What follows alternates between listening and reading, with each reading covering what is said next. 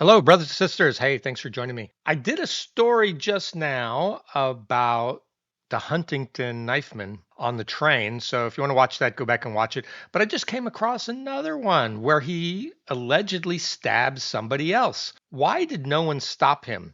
The moment knifeman who hurt 11 people on the Huntington train rampage storms barber shop moments after stabbing 14-year-old boy. Wow. So let's watch this video. So it looks like we've got the knifeman here out on the pavement. Looks like he has a drink and then he goes into this barber shop. Let's watch it. So he's having a drink. Looks like he stumbles a little. I think he's drunk.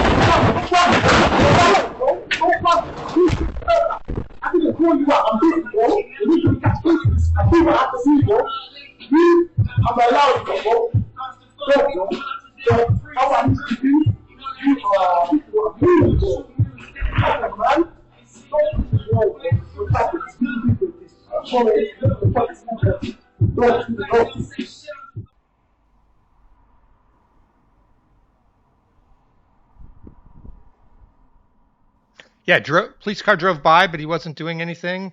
Guess this was just before he went in. That was good footage. It looked like he was drunk and he just went in there and harassed the people in the barber shop. I couldn't make out what he was saying. And this is moments after stabbing a 14-year-old boy. So he stabs a boy, goes and has a drink. He's got a bag with him, and then goes in and yells at people at a barber shop. All right. And he was staggering a little, so he could have just lost his balance, but he's drinking, so I'm going to assume he's drunk. This is the moment a man believed to be the Huntington train attack suspect stormed into a Peterborough barber shop with a knife as police investigate whether he stabbed a 14-year-old boy minutes before. Well, we know it was a black or a Caribbean guy who was apprehended, dressed all in black with a big knife, and I believe he boarded the train that stopped at Huntington in Peterborough. So it is likely that this is the same guy. Anthony Williams, 32, of Peterborough, appeared at Peterborough Magistrates Court today, charged with 11 counts of attempted murder in connection with a knife attack on board a liner train and another in East London on November 1st. CCTV footage exclusively obtained by the Daily Mail allegedly shows a man believed to be Williams entering Ritzy Barbers in Fletton, Peterborough on Friday evening at 7:14 after police were called to a stabbing of a 14-year-old in the city center. Barbershop staff then called police around 90 minutes after he left, but Cambridgeshire Constabulary did not send officers, instead asking the shop to upload CCTV online. The state of British policing. If you post something naughty on Facebook, it seems like they have plenty of resources to come and harass you and arrest you for that. But a man threatening the customers and workers at a barbershop with a large knife is not enough to bother sending an officer out for. It's shocking. Tell me if I'm wrong. Tell me if you think this is okay.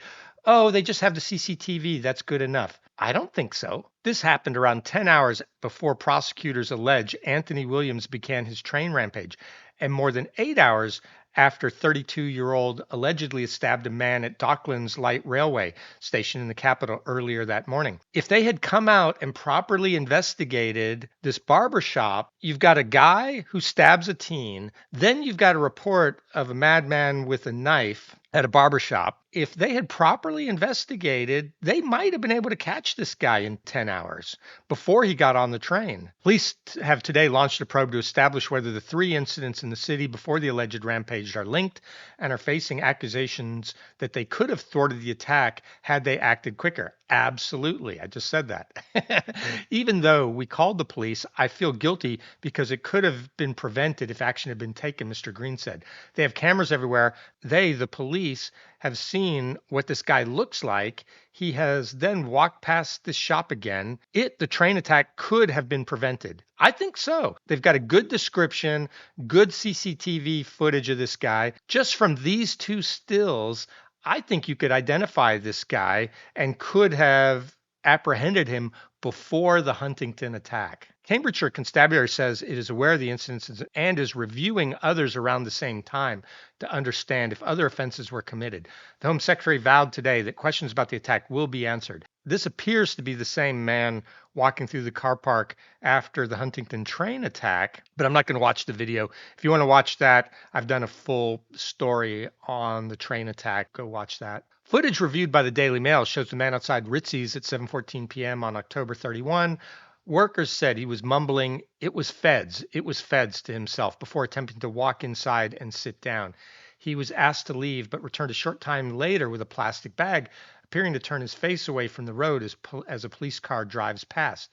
At 7:25, he starts to rub his face, takes a sip of drink and yells, "Fuck your mum and liars," and he suddenly brandishes the knife and walks inside. In terrifying scenes, the man dressed in black with his hood up then waved the implement about as customers ran to the back of the shop. One customer was said to have been so frightened he barricaded himself into the kitchen at the back of the shop and began to pray.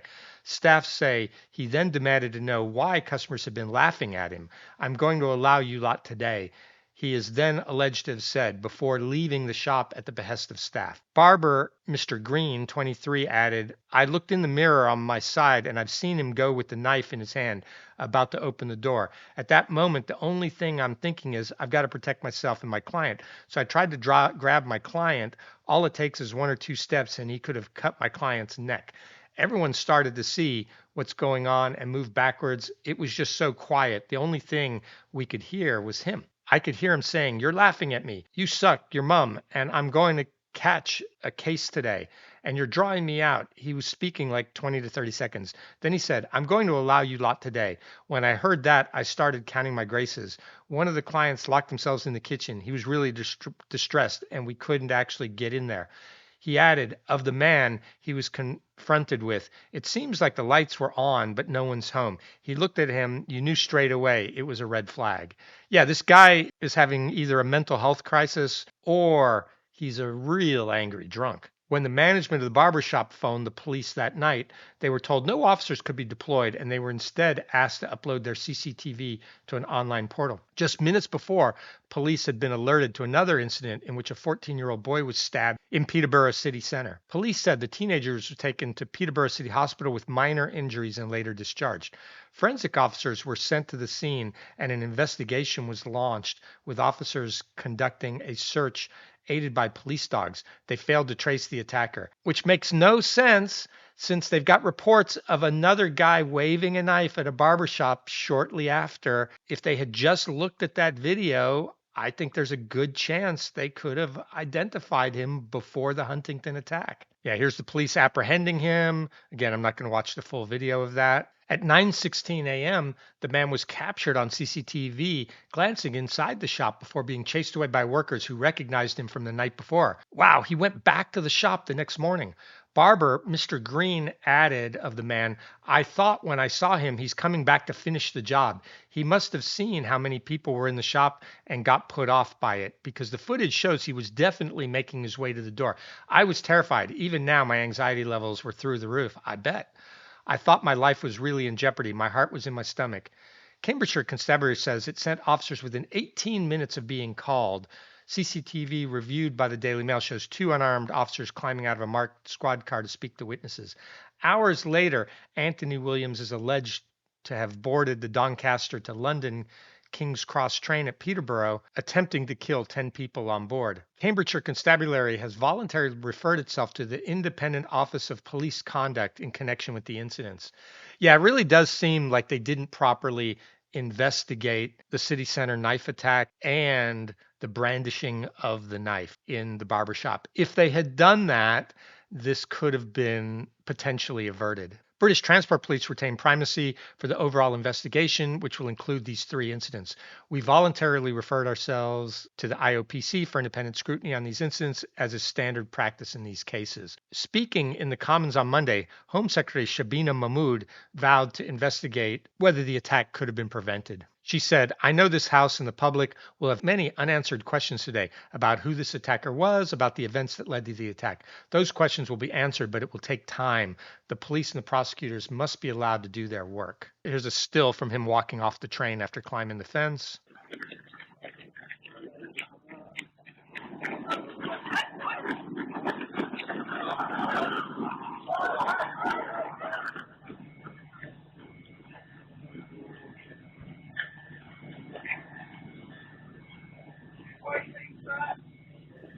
Run down here, please.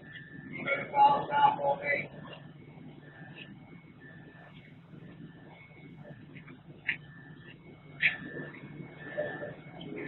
Down, move now, move now.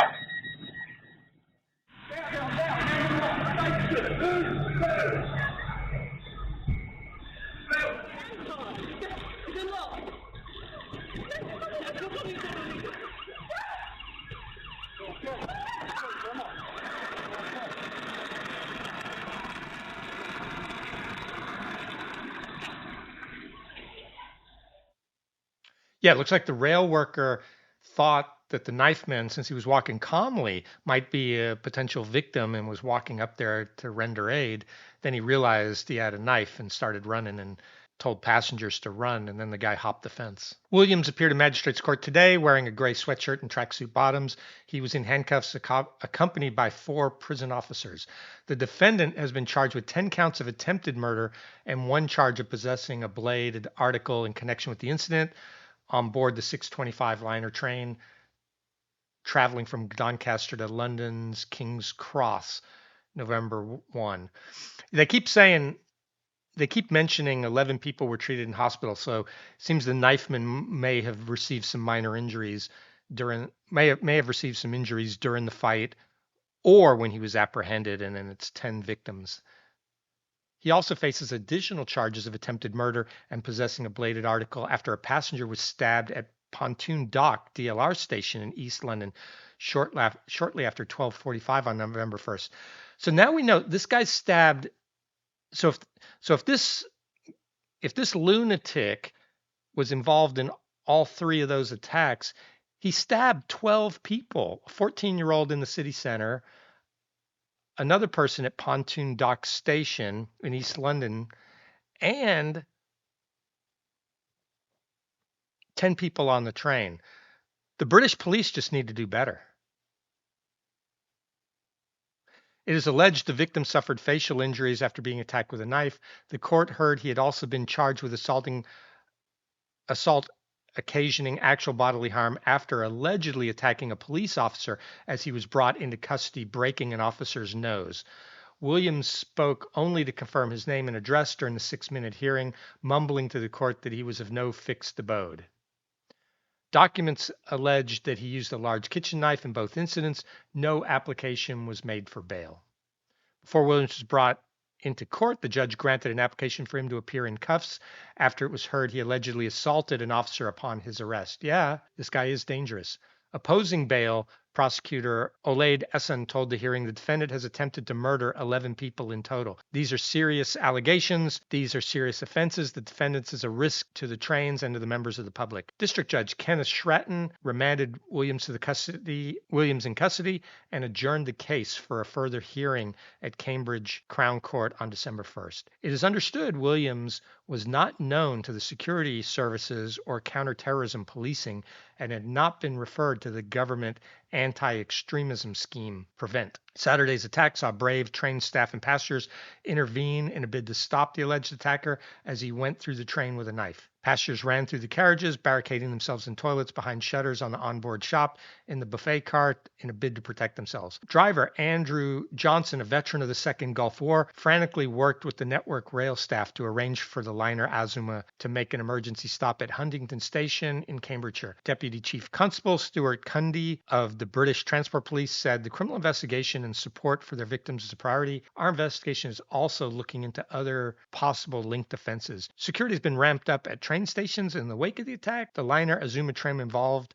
left Huntington Station this morning. The station itself is closed until the end of the day. Yeah, so for me, this spins the story in a slightly different direction back to the police. The police did a good job related to the train, but they did a horrible job related to the earlier stabbings. As it appears, he stabbed 2 people in 2 different incidents prior to the train, and we've got good CCTV footage of him brandishing his knife at the barber shop. The police should have done better at catching him before he stabbed those people on the train. On the self-defense, people should have a right to self-defense, and that means a right to carry a weapon in order to defend yourself. And right now, I believe it's illegal to carry anything that could potentially be a weapon in the UK for defense purposes. And that's wrong. There was no way for people to effectively defend themselves on that train.